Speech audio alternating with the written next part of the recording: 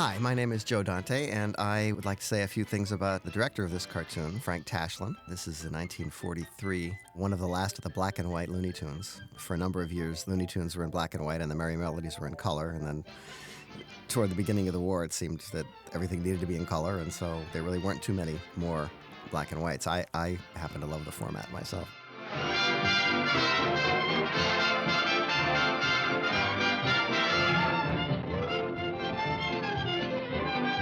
Tashlin loved to put these little prefixes on here. And you'll notice the style of this cartoon it's not exactly UPA yet, but it's a kind of a minimalist style, as many of the later black and white cartoons have. This is a unusual cartoon in that, not to spoil it for you, but that at the end there's a cameo from Bugs Bunny. It's, I think, the first time that these three characters, Bugs and Daffy and Porky, had actually shared the screen in a movie. You'll see the style of drawing here for Porky is not exactly the cute, cuddly style that was popular in the 30s. We'll be right back. He's out cashing a check. Come on, 7. Be good to Daffy. Don't fail me now. Uh-oh. Snake eyes. Too bad. You is a dead duck. Duck. And here's a non-politically correct joke, of which we find many in these cartoons.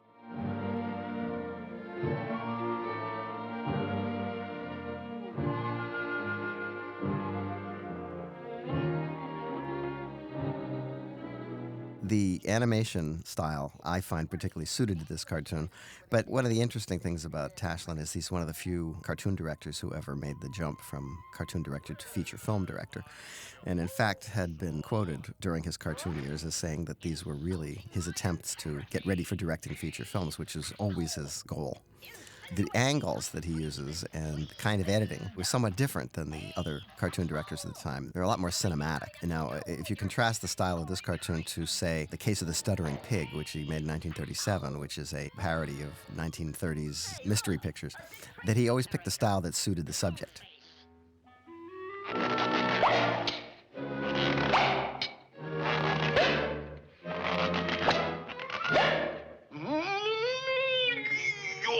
Insult me. We meet on the field of honor.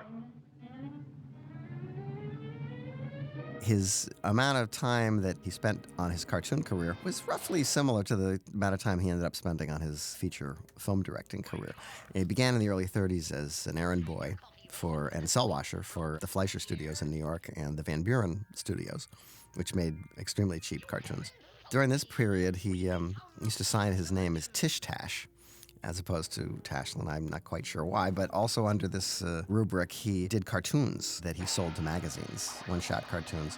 Magazines like Captain Willie's Whiz Bang and Hooey and Bourgeois and Haywire, and never quite made the New Yorker. And his first screen credit was on a Van Buren Tom and Jerry, not the Tom and Jerry we remember, but a different Tom and Jerry called Hook and Ladder Hokum.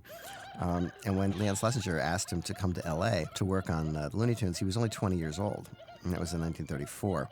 The year that he started his comic strip, Van Boring, that ran for 2.5 years in the LA Times. Unfortunately, Schlesinger seemed to want a cut of that cartoon profit and fired him. So Tashlin went to Ub Iwerks, and he worked as a gag man for Hal Roach, and he did a lot of gags for the Our Gang shorts. So he was already trying to get into the live-action film business. He ended up back at Warner Brothers in 1936, and he got a supervisor credit, which was the director credit, on Porky's Poultry Plant. And now he signed himself as Frank Tash. So he's basically coming into his own, syllable by syllable. The big cartoon in his career at that time was Porky's Romance, which was ostensibly, according to Seamus Culhane, based on the film theories of V.I. Pudovkin. I've seen this cartoon numerous times. I've never quite spotted that myself.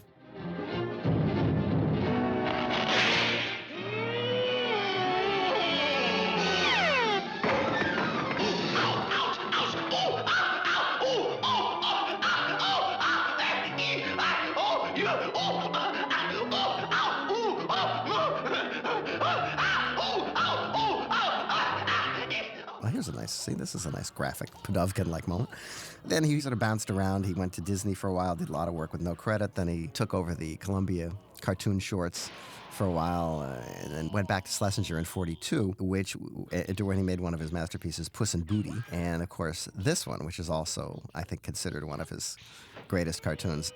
Other good cartoons followed. He worked on the Snafu series for a while. He did the Swooner Crooner and Hair Remover and a whole bunch of other really good cartoons. And then he basically tried his hand at writing features. And his big break came when Bob Hope had made a picture of the Lemon Drop Kid, which had a bad preview. And they asked Frank to come in and basically reshoot a third of the picture, which he did, and the picture was a hit. And that sort of started him off on his Bob Hope career, which, of course, led to Son of Paleface, which is one of the great live-action cartoon movies of all time. And then into his work with Martin and Lewis, and then ultimately with Jerry Lewis. Artists and Models, I remember being a particularly amazing film when I was a kid. It was set in the world of comic books, and Tashlin was absolutely the perfect director for it. Even today, it's one of the more remarkable live-action cartoons.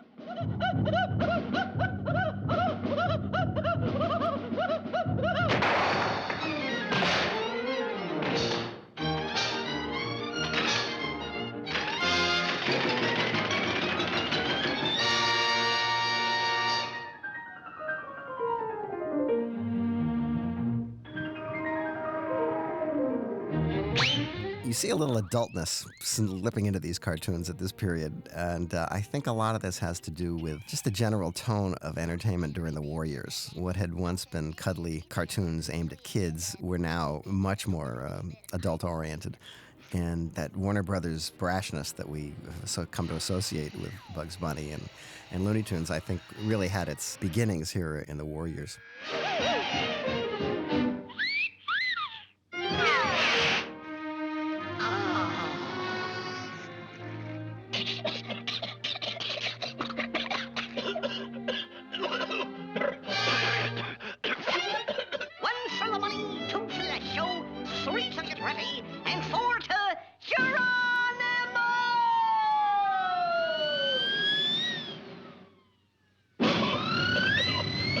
Again, the simplicity of the style of this cartoon is one of its most attractive features. And the way in which Tashlin builds gags and the way he uses his villain are really not the same as, for instance, Norman McCabe would have done, or Chuck Jones at this time. And one can only wonder what would have happened if Tashlin had decided to stay directing cartoons and moved into cartoon features as opposed to live-action features. By the time he passed away, his career had kind of fallen on somewhat hard times with sort of bad vehicles for, actors of waning popularity. And I'm not so sure that he was that happy with his feature film career. But it is what he wanted. And you can really see him in this series of cuts here, really sort of starting to plan for what was coming. In the Broken Arms Hotel, we thought you could help us get out. Did you try the elevator? Yes. Throw him down the stairs? Yes. Use the sheet? It wasn't really until, the 60s that people would start doing that kind of cutting. It became very popular on television. And this is Bugs' only appearance in a black and white Looney Tune, which has now come to an end. And I hope I've told you something you didn't know.